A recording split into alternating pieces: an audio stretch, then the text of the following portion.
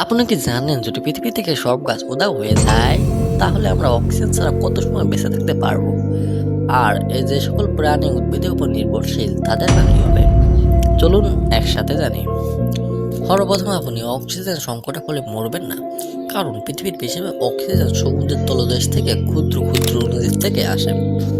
এটা প্রায় 50 থেকে 80% অক্সিজেন শুধু সমুদ্র থেকে আসে। এখন আপনি ভাবতে পারেন তাহলে অ্যামাজন জঙ্গল থেকে কত পরিমাণ অক্সিজেন আসে। অ্যামাজন জঙ্গল এত বড় একটা জঙ্গল যার গভীরতা এতটাই বেশি যে সেখানে বৃষ্টির পানি পৌঁছাতেও 10 মিনিট সময় লাগে।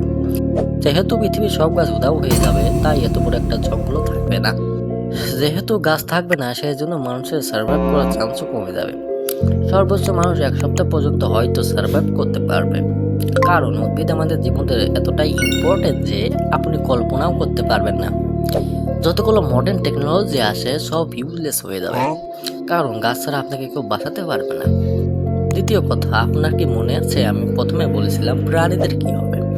দেখেন, প্রাণীদের কথা আলাদা, কারণ সমুদ্রের তলদেশে এমন এমন প্রাণী বাস করে যাদের দেখলে আপনি মনে হবে ভিন্ন গ্রহের প্রাণী।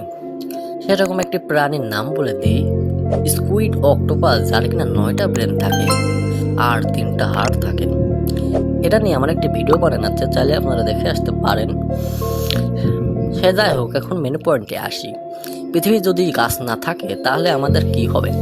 এটা ভাবাই কেমন একটা স্টুপিডের মতো কাম, কারণ এছাড়া আমরা সার্ভাইভই করতে পারবো না।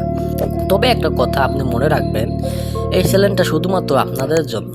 আপনি যা বলবেন সেটা নিয়ে ভিডিও বানানো হবে, তার বদলে বেশি কিছু না, শুধু একটা সাবস্ক্রাইব চাচ্ছি। আপনি কি দিতে পারবেন?